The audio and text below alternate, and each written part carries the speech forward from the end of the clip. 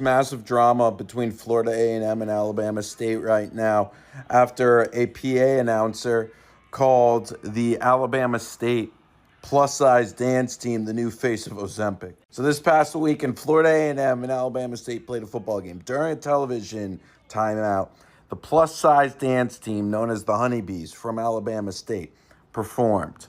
And after they were finished performing, this guy right here, he's been the PA announcer for Florida A&M for 50 years. He said over the loudspeaker to the whole stadium, "Thank you, Honeybees.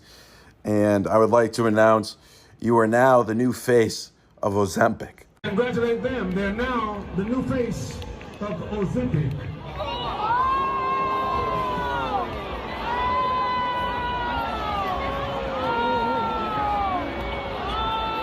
The reaction from everybody kind of reminds me of that "you need to leave" clip. I I get he was joking around, but like you can't be saying that. Joe Bullard had to apologize to the Honeybees, but it seems like Alabama State is mad that Florida A&M is not removing him from his job because he hasn't been fired. I mean, he is kind of like a Teflon Don in that role, if you think about it. I mean, he's been there for 50 years. Wait, you're supposed to... You fire me, he dies.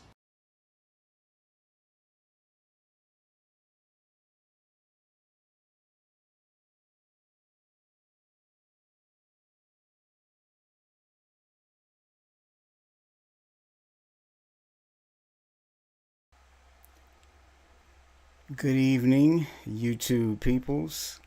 This is the Puny Giant. Welcome to my broadcast. God bless you too, Proverbs. Let me know how my audio is. I got a new microphone.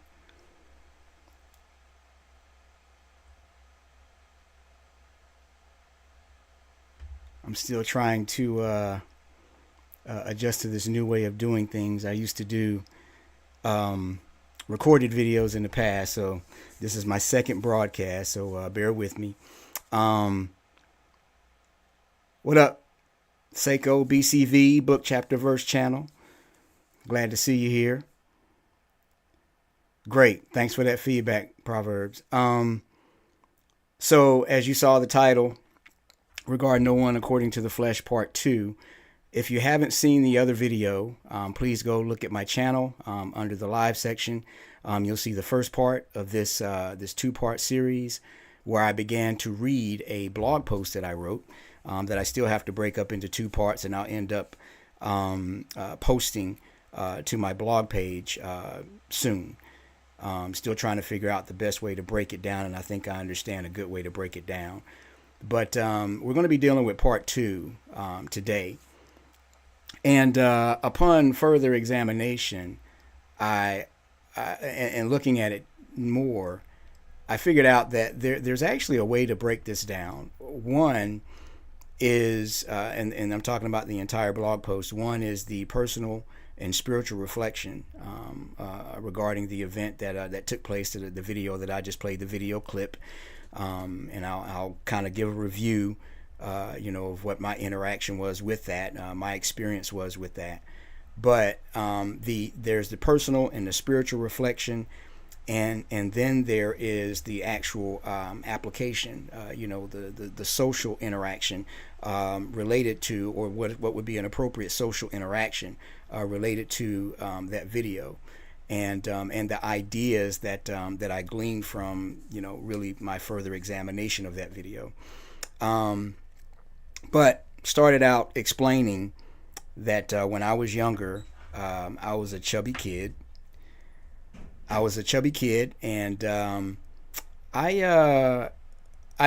was picked on a lot as a kid, and that kind of gave me an empathy. It helped develop empathy in me for people who are picked on, because of their appearance. So fast forward to this clip on X, and when I saw it, at first I kind of chuckled, and again, my laughter was more so at the surprise of the fact that this guy, said this, and in front of that large audience, and this is a white guy, saying this at an HBCU football event. Not that race had anything to do with it necessarily, but you know how people read these kinds of things. But then after I chuckled a little bit, I stopped and reflected on it and thought, regard no one according to the flesh. Regard no one according to the flesh. So what it took me to obviously was that passage in 2 Corinthians chapter 5, verse 16. From now on, therefore, we regard no one according to the flesh. And in that, the context of that is that this is Paul's second letter to the church in Corinth. And he is encouraging believers to look beyond the physical, to value what is eternal rather than what is temporal. And in other words, what is physical. Instead of focusing on the physical, focus on the spiritual, focus on those things that are eternal, that are everlasting. Focus on the immaterial things, because that's what spiritual actually means when you really break it down. And of course, when you get to a particular context, when we're talking about a biblical context, oftentimes in the Bible, it's talking about those divinely spiritual things. We're talking about the things that the Spirit of God is revealing to the world and to the church. But at its in essence, it's talking about the immaterial. So not the outside, but we're talking about what's on the inside. And I like to point to my head when I talk about the heart, because that's really what we're talking about when we talk about the heart. When we talk about guarding the heart, we're talking about guarding what happens in here, what goes in here, guarding what comes out of here through our mouth. Because what? Because from it flows the issues of life. But so Paul in his second letter, he's trying to encourage them to look to the spiritual things. Christ, obviously himself, came in the flesh for a purpose, and that was to reconcile the world to God. But for us, the flesh, and I mentioned this last time, the flesh often presents as a distraction from the very purpose that we were made. Since the fall, our natural desires have drawn us toward what feels good rather than what is good according to God. And that's unfortunately the product of our fallenness. That's a product of us falling from the being made in God's image.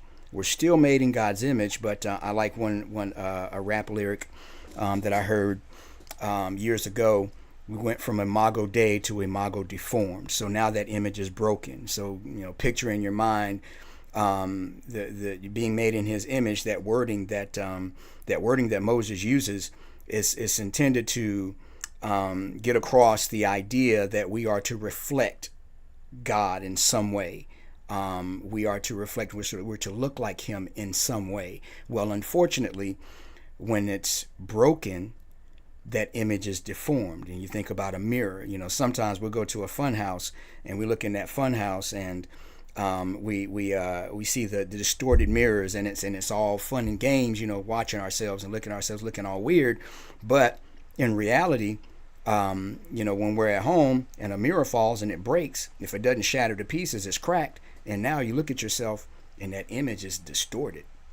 And that's the same thing that happened to the image of God in us at the fall. So because of that, we don't strive for the same things we should strive for. Unfortunately, we become oriented to the flesh because now the spirit is dead, and we become subject and slaves to the desires of the flesh, to the senses. So we've been saved out of that, and we still wrestle with those fleshly tendencies. As believers, we learn slowly but surely to make the flesh subject to the spirit. And as Paul wrote in other places, we reckon the flesh dead and live by the Spirit of God. So when we reach maturity in faith, we come to see that someone's outward appearance, and this is why this is relevant to what we're talking about right now, someone's outward appearance should be the least of our concerns. Someone's outward appearance should be the least of our concerns.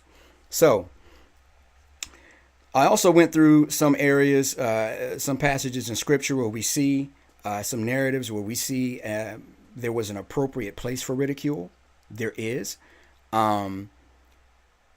Elijah mocked the prophets of Baal.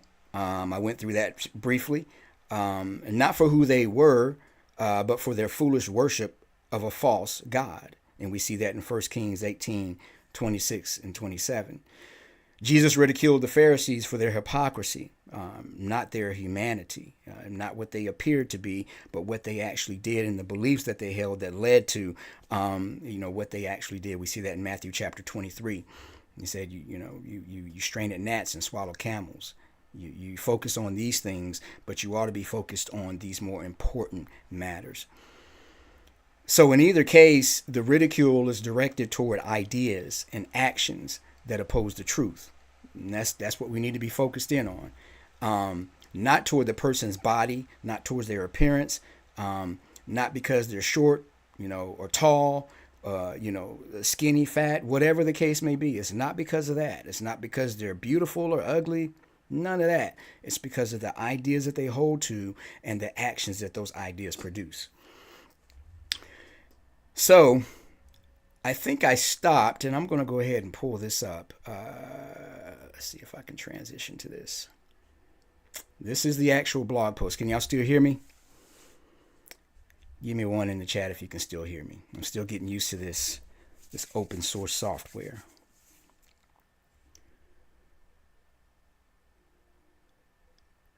But I stopped here, and it's actually a pretty decent transition because we go from dealing with the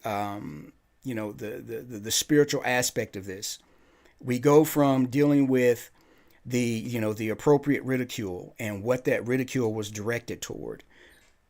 But now we transition to, okay, now let's look at, what our considerations should be when we're dealing with trying to figure out, okay, is this appropriate or not?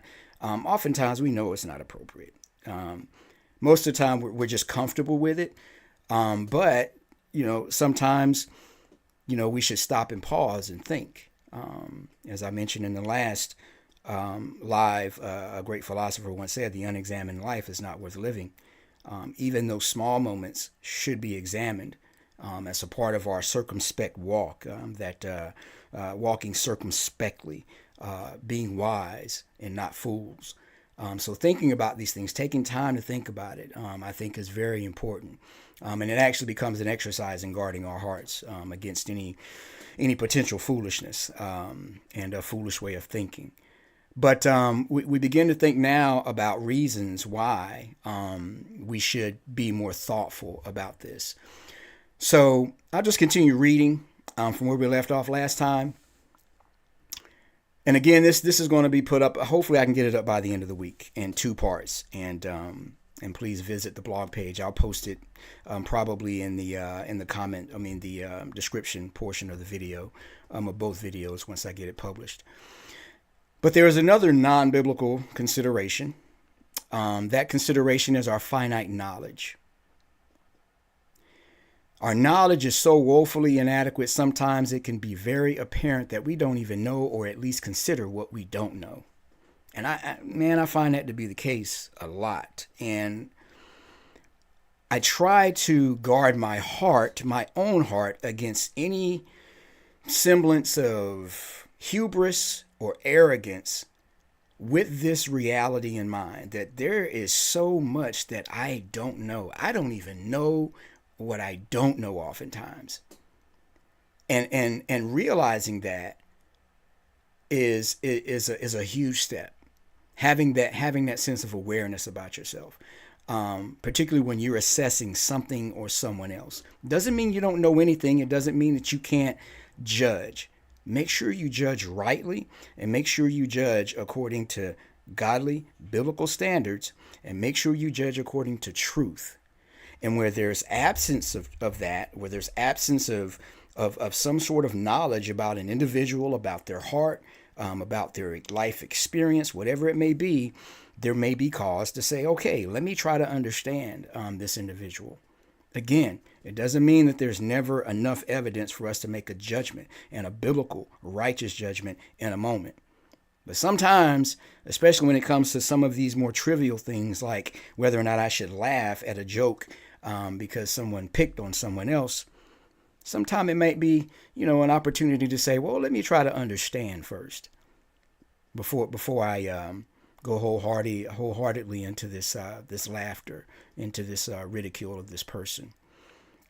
So even when we think we're ridiculing someone who we believe is overweight, to motivate them. So that sometimes can happen. There's a meme out there, several forms of it, where us guys will, they have two young ladies, and do you think I'm fat? Oh no, you're fine. And then at the bottom, you'll see the two guys. Am I fat? And it's like, yeah, get your butt in the gym, that kind of thing. And of course, that's probably the worst version of it, but I think you get the gist. So sometimes we may do that to ourselves. Yeah, you're ridiculously over. You can't even fit in my car, that kind of thing. Sometimes it works. Sometimes it's appropriate. It depends on how close you are to that individual, of course. Now, something I still need to look into, and Xerix brought this up during the last live, that I believe it was during slave times, we used to the where the dozens comes from, or Joneses, jonesing. It was a practice to actually build morale and strengthen the resolve of the slaves. It's something that was done amongst themselves. That's something I still want to look into, and I still want to examine, because that's actually very interesting and something to consider. Something that happens it certainly happens amongst us guys. I can definitely tell you that.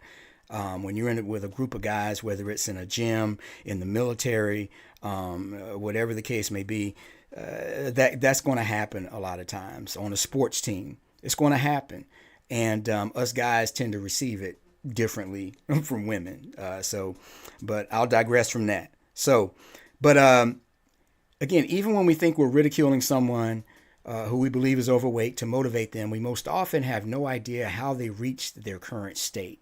We don't know if they are apathetic or if they are actually striving toward better health. We have no idea if they gain weight because of medication or injury. We have no idea about their emotional or psychological state. Again, these are things that we need to try to keep in mind as much as we can. And I know I'm coming off like somewhat of a wet blanket when it comes to this. Why can't I just crack a joke, And yeah, you can. Again, depends on who you're dealing with. Close friends, I say have at it. And of course, that depends on, the level of your friendship. But when it comes to strangers, and when it comes to watching strangers be humiliated, that's something you need to stop and pause about. Even with the best intentions, we would do well to pause. We would do well to evaluate our heart's view of the image bearer. We would do well to take a more compassionate heart disposition. We would do well to regard them not according to the flesh, but according to the spirit. A regard with the best intentions toward the spirit of another. And of course, we're talking about the immaterial part of a person. We're wanting to consider their immaterial state rather than their material state. And it didn't even plan to go here, but if you look at, and let me see if I can pull it up.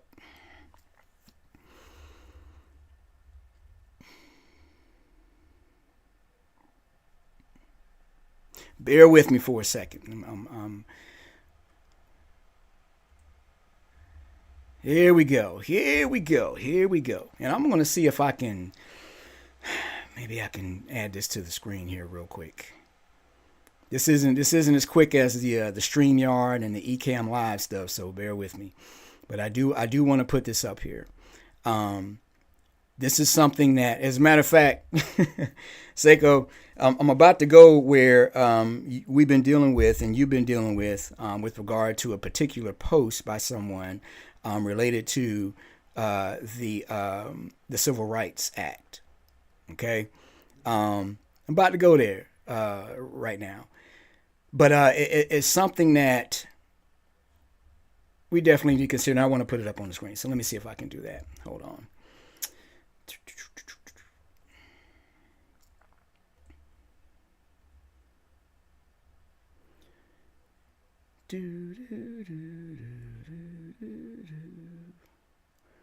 All right, window capture.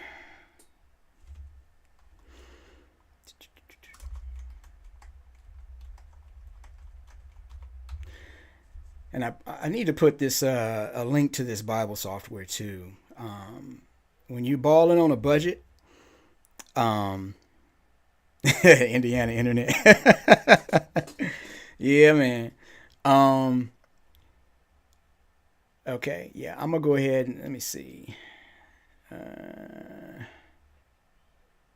right, it's just gonna throw it on top of me right now, so I'm just gonna roll with it. All right, so James chapter 2. And all of those fancy numbers you see up under there, that's, of course, the Strong's numbers for the Strong's Concordance, Strong's Dictionary. Let me transition to it. There we go. Now we're there. All right. Had to hit the transition button. But, so yeah, all those numbers you see, that's the Strong's Concordance numbers, and you can take them off. This is really... For those of us who can't afford, either we can't afford Logos, or we use a different operating system that Logos refuses to support, at least as far as I can tell. This is actually a really good software. So you can turn the Strong's numbers off. But this is the English Standard Version. My brothers, show no partiality as you hold the faith in our Lord Jesus Christ, the Lord of glory. For if a man wearing a gold ring and fine clothing comes into your assembly, and a poor man in shabby clothing also comes in, and if you pay attention to the one who wears the fine clothing and say, you sit here in a good place, while you say to the poor man, you stand over there, or sit down at my feet, have you not then made distinctions among yourselves and become judges with evil thoughts? Why? Because they were regarding these individuals according to the flesh, according to their appearance. That's why. What did it lead to? It led to partiality. Because we're not looking past the appearance, we're not looking past the physical of that person, and considering that there's a soul, there's a spirit, there's a man or woman made in the image of God. And they have due to them just as much dignity and respect that God calls for towards his image bearers as the next person. Whether they've got all of this fancy jewelry on, or whether they have on shabby clothing. Whether they're built like a Greek statue or built like Mr. Potato Head. Doesn't matter. Doesn't matter. Every one of them, every one of those individuals deserve to be looked upon and considered beyond the physical, okay, and beyond the mere appearances of themselves. So that's something that right there, even that, when we regard people according to the flesh, it often leads to some measure of partiality. We need to avoid that. We need to avoid that. Show no partiality. All right. And of course, we're talking about sinful partiality. All right, let me go back.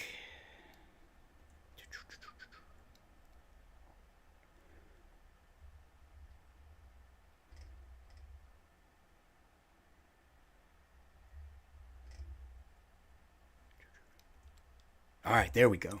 There we go.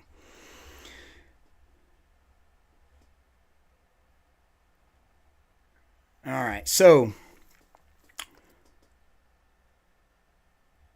when we get to the political considerations now, so we just got through dealing with the social considerations, dealing with someone, considering, okay, how did they get to this place? How did they get to the place where they look like this? Is it something I really should be picking on right now?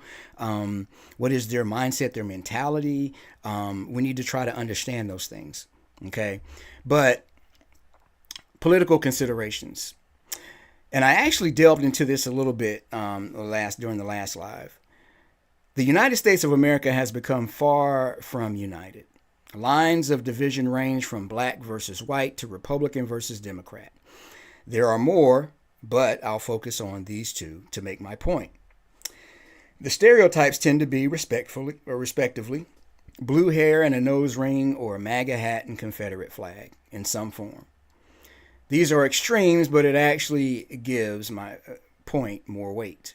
Whether we encounter these extremes or not, we must still not regard that person according to the flesh. We must still fight against the urge to draw a final conclusion or form an opinion about that person based on their appearance. We should seek understanding, because that's what wise people do. A fool, on the other hand, takes no pleasure in understanding, but only in expressing his opinion. Proverbs 18:2. Unfortunately, both political ideologies have cohorts who major in their regarding according to the flesh. These cohorts don't really desire to know or understand someone beyond their appearance. For example, many look to the MAGA movement as a huge win for the Republican Party and conservatism. Unfortunately, whatever positives may come with it have been overshadowed by the foolishness of ridiculing someone because of their appearance. This is something that the fallen but yet intuitive human soul will often cringe at.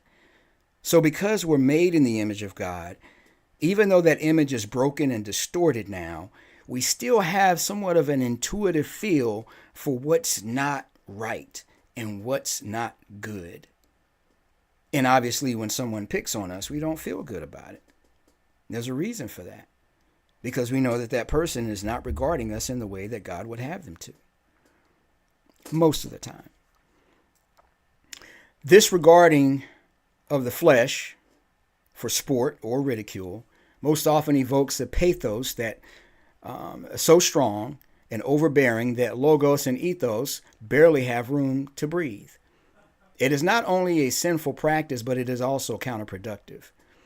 And of course, that pathos is dealing with emotions. Logos is dealing with ideas, the word, and ethos is dealing with basically morality, our interaction with other people. It is not only a sinful practice, but it is also counterproductive. As the saying goes, facts don't care about your feelings. That is very true. That is very true. However, the converse is also often true, that feelings don't care about your facts. That is the thing that is often forgotten. So when we walk around and we have this, I'm going to tell you the truth, I'm going to tell you, and I'm using this example because this is the example, Ozempic, the joke that guy told at the football game. I'm going to tell you that you're fat because that's the facts, and facts don't care about your feelings. Okay, well, what do you intend to do by telling that person that? What's your goal? What's your aim? Do you really want what's best for them? Because if you want what's best for them, you would try to figure out a way to tell them that's actually going to help them. And that's kind of the point. If you're just throwing it out there like that, their feelings will often get in the way. And again, that's dealing with that idea of the pathos. That pathos becomes so overbearing. Their emotions, they become so emotional about it and really so triggered. And that's the terminology we use today. They become so triggered by it that they don't really care to consider the actual truth that you may actually be presenting to them, however, in however a crass a way you want to do it. So do we really want to actually help an individual? Are we regarding them according to their flesh merely, or are we considering them spiritually as well? Do we want to try to change their mind? Do we want to try to change and guide their spirit toward a better way that may eventually help their physical? There's a reason the Bible tells us to be quick to listen, slow to speak, and slow to anger. Human anger, unbridled and uninformed, tends toward folly. Proverbs 14:29 says, "Whoever is slow to anger has great understanding, but he who has a hasty temper exalts folly." I believe it is worth mentioning that there was someone who sought to understand others and attempted to convince them of his beliefs. He, by all public appearances, did not simply regard others according to the flesh. He sought to understand and engage with their spirit. His name was Charlie Kirk. May he rest in peace. If you take issue with this mention, seek to understand my spirit by engaging in the comments. I welcome it. And that's just not the live comments, but after the video after the live is over, if you want to go into the YouTube comments, by all means, I'll engage.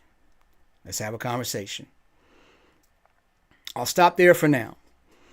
With all of that in mind, regarding people according to the flesh is typically not a righteous approach. It can lead to unnecessary and undue pain, needless division, and does not have in mind what is best for ourselves or others. It is not a loving thing to do, particularly if we strive to love according to God's standard of love. That standard can be succinctly defined as what God prefers, in the words of a wise brother by the name of Alvin D. Robinson, a brother I served with for years in ministry. Love is what God prefers.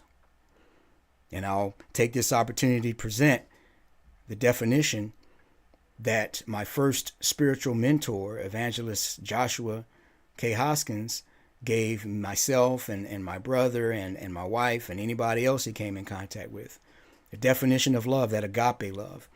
The way he defined it was, it's that love that comes from our Creator, that causes the person who possesses that love to do for the object of that love what they know they ought to do, whether they feel like it or not. So even if you feel like cracking a joke, picking at someone, making fun of them, again, that's not always the worst thing when depending on the context of the relationship. But just the average person out there on the street or people you don't know, stop and think. How can I love that person? Is this going to be loving toward them? Regarding people merely according to the flesh has also led to much of the division we see in our country today. It most often presents as the inability or unwillingness to understand the spirit of another. Let's fight that selfish urge. Let's consider the soul of another, seeking to understand and engage their spirit. And of course, I close it out. Well, all of that from a single crass joke. Again, the unexamined life is not worth living. Even those small moments, take time to think, examine yourselves, examine our hearts. Where we should be under constant examination when it comes to how we engage with the world. This idea of regarding according to the flesh obviously goes beyond mere ridicule. It extends to a far more broad view of life itself. In my mind, it was worthy of further examination. It gave the opportunity for self-examination. It also provided for me the opportunity for the further examination of the concept itself. It has been said, again, that the unexamined life is not worth living. It is what we've been called to do, to understand. We've been called to understanding. Get wisdom. Wisdom is a principal thing. Therefore, get wisdom. When all you're getting, get understanding. This comes by way of examination. I'll leave you with another bit of wisdom related to that last thought. The beginning of wisdom is this: acquire wisdom. And with all you're acquiring, get understanding. Proverbs 4:7. But that's the end of that. I'll try to break this up into two parts and post it on my blog page, post both of them on my blog page. And once I do that, I'll post it on social media, on Facebook. I'll probably post it on X. And I need to get those handles out there too. Particularly X, but I'll post it and give you an opportunity to go read it. By all means, read it, share it, interact in the comment section. Let me know your thoughts. Let me know where you think I'm missing it, where I'm wrong. Certainly encourage me where I'm right, and I'll encourage you when you're right. That's something we should be doing. That should be a reciprocal thing.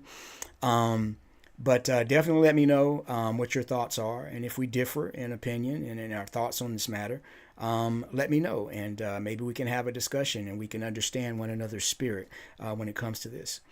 But I'm going to try to... Life has been happening.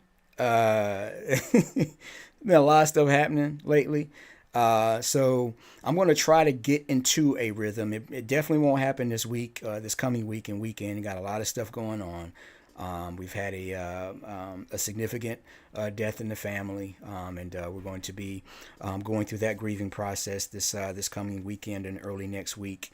I've got some business travel that I have to do, but after all of that said and done, I'm going to try to get into a rhythm of coming here and doing a broadcast. I'm thinking still it might be Sunday. Sunday evening, but the way life has been going lately, that hadn't worked out that well. So, but that's pretty much it, guys and gals. Thank you for joining my live. I'll leave you with this.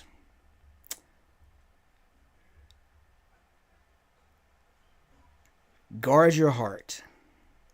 And this is me. This is what I'm known for in private circles, and I mean it wholeheartedly. And this examination that I just went through, and I just went through publicly with you all, this is an exercise in me guarding my own heart, because I understand that from the heart, from the innermost part of ourselves, flows all of life, all of our dealings with other people. And this is not just dealing with the will, because the heart in the scriptures is typically dealing with the will. It's also dealing with the intellect as well. So be thoughtful. Examine your own actions. Guard your heart. Make sure make sure, first of all, read Psalm 1 and understand that blessed is the man that walks not in the counsel of the ungodly, nor stands in the way of sinners, nor sits in the seat of scoffers, but his delight is in the law of the Lord, and in his law. In his law he meditates day and night. Make sure you make that the first thing, the principal thing. That is the primary resource of wisdom. And with the word of God, with the law of God, with that filter, with that lens, you guard your heart. You place that initial fence, that initial garrison around your heart. The knowledge of God, understanding his ways, understanding his desires for us and what he desires from us, understanding all of those things, how he desires for us to interact with others. Guard your heart with all of those things, because from your heart, we don't just act, we're not just machines. You don't just push a button and we do things. No. Everything that we do starts with an idea. It starts with a thought. It starts with an activity that's taking place in our hearts. So I went into all of that to give it a little bit of depth. Guard your heart with all vigilance, because from it flows the issues of life. Be blessed.